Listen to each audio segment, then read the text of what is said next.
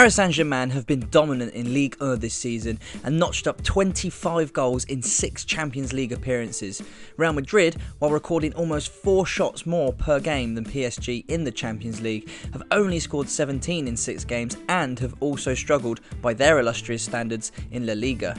But one can never write off the first team to win successive Champions League titles as Real did last season. In the Champions League, PSG have exclusively used a 4-3-3 system. This sees their attacking front three play in front of a midfield of one classic 6 and 2 8s, with currently Giovanni Lo Celso, the slightly deeper playmaker, and Adrien Rabiot and Marco Verratti playing a box-to-box role either side. The fullbacks, mostly Lavin Kurzawa and Dani Alves, provide width moving forwards. Real Madrid, meanwhile, have tended to go with a form of the 4-3-1-2 they've used in the league, with Isco playing behind a front two. Casemiro sits in front of the back four as a screening midfielder, with Luka Modric and Toni Kroos alongside him. PSG look to build from the back in possession, with Lo Celso dropping off to gather the ball from the centre-backs. Real Madrid need to try to funnel the play inside, by forcing Lo Celso to look for the central midfielders rather than the wide ball.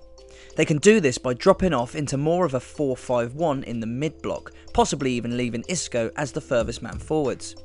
Rabiot and Verratti will tuck in to provide options, but this will create a distance between the PSG midfield and the attacking line, who will be isolated and man-marked with one player spare for Real. Lo Celso has a tendency to drift towards the right-hand side of the pitch as his dominant foot is left.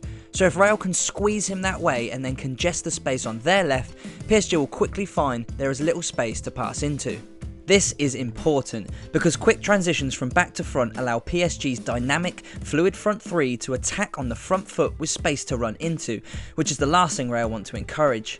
And this is largely because of Neymar. The Brazilian has been in superb form and plays with freedom in the front three. He can either run outside and cross to Cavani or drift inside. Indeed, PSG's wide players Constantine are in and out behind the focal point of Cavani, which makes him hard to pick up. Neymar is especially good at playing between the lines, moving into space to receive a pass and then laying it off, continuing a run and finding space again. Real need to hand Neymar off from marker to marker, ensuring that his runs are tracked but without man marking him from the fullback, which would be his natural opposite number, as this would disrupt Real's defensive line too much. For this, Casemiro, or whoever plays the holding role for Real, will be crucial, not necessarily because he will pick up Neymar, but because he will need to have vision of his runs and instruct players to pick up, follow and then hand over from his position in front of the back four. Casemiro is best equipped to see and direct the efforts of his teammates. If Real can nullify Neymar and prevent quick through balls to the PSG attack with their mid-block, then they have a platform to attack. One area where Real can exploit a PSG weakness is at set pieces. In Areola, PSG have a goalkeeper whose positioning can be suspect. He is quite an aggressive keeper and likes to set himself to come for crosses, especially from set pieces. But this anticipation of the cross can mean that his angles are wrong for protecting the near post, as a goal conceded against Lyon in Ligue 1 showed. In Sergio Ramos, Real have a player who excels at getting on to set-piece crosses. This threat will likely cause Areola to be proactive in coming forwards, which Real could expose.